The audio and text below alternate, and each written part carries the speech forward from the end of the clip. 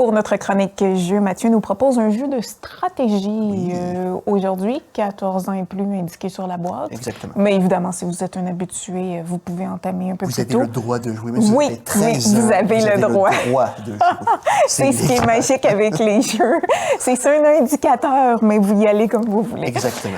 Donc, on se plonge dans l'univers du Japon. Oui, mais Japon médiéval fantaisiste. Oui, voilà. on le voit un peu par la boîte aussi. Hein? Exact. Donc, on a Genpei. Je ne sais pas si je dis exactement pareil. Est-ce que tu sais ce que ça veut dire? Non?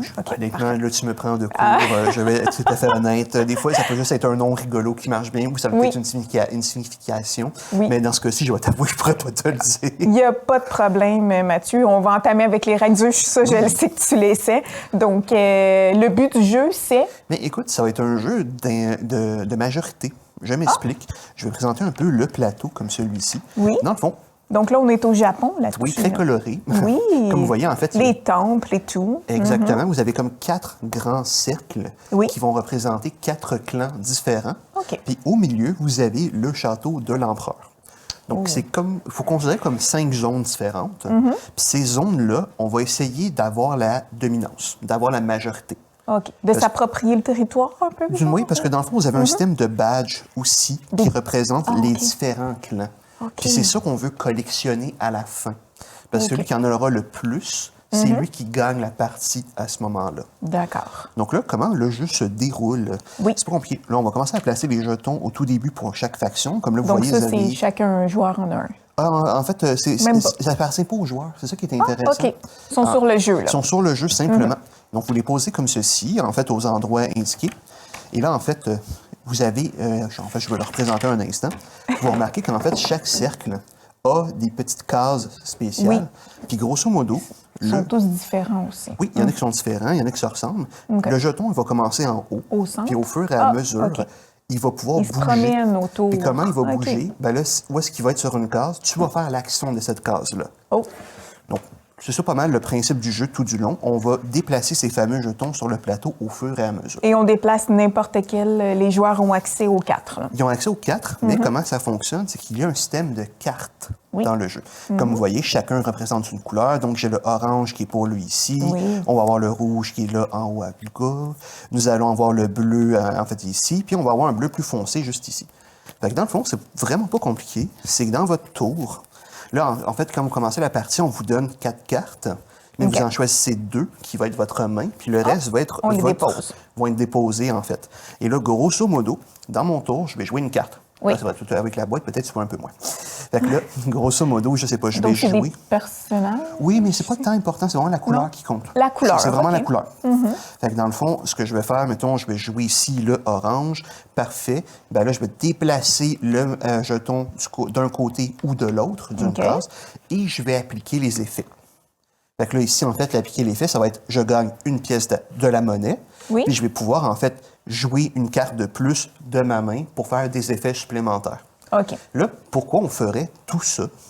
C'est que, grosso modo, on a aussi des petits jetons d'influence. Il y en a pour chaque couleur de joueur.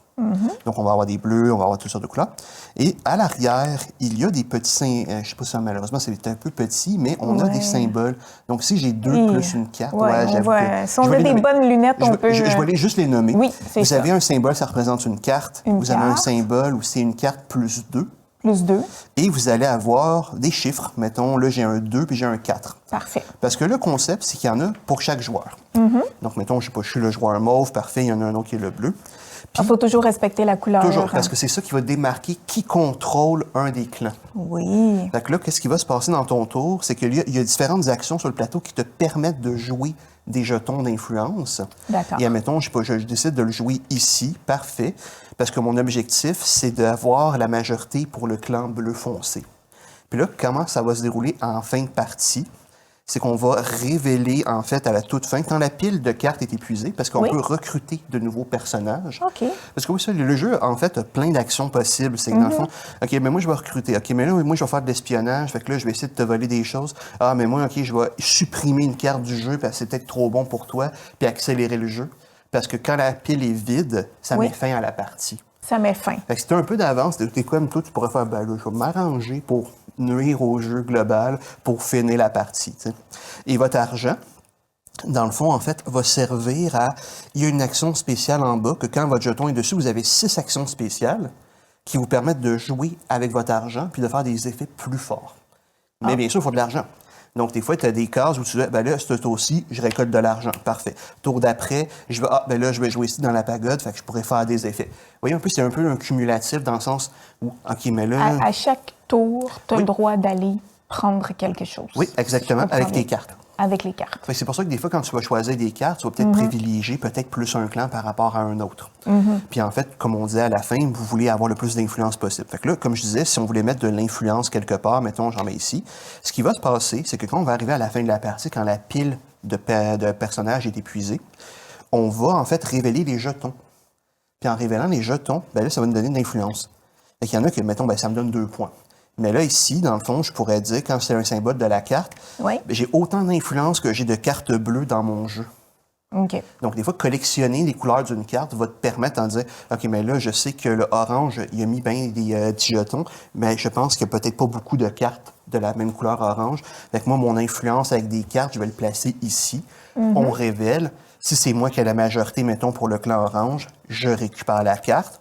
Puis si on avait égalité, mais ce serait l'adversaire qui remporterait des points. Ah. À ce moment-là. Non, excuse-moi, je dis des bêtises. Si on a égalité, on ne remporte pas de points, pardon. Il n'y a rien pour personne. Il n'y a rien pour personne. La seule façon de briser l'égalité, c'est la maison de l'empereur. Parce que quand on place des jetons, il faudra entre autres payer de l'argent. Et en fait, plus tu es haut dans la monnaie. Et où l'argent?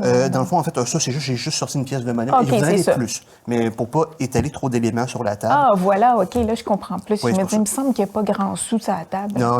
Voilà. Il y en a beaucoup plus dans le jeu. Dans le voilà. C'est juste qu'à des fins de démonstration, je préférais en montrer moins que plus. Parfait. Puis là, en fait, quand on monte, parce qu'il y a plusieurs cases qui mènent jusqu'au château. Pour se rendre. Ben, plus vous êtes haut, oui. plus c'est pertinent pour briser l'égalité en fin de partie. Parce que ce qui peut arriver, c'est que moi, je peux en cumuler 2 comme celle-là. Tu en cumules 2, toi aussi.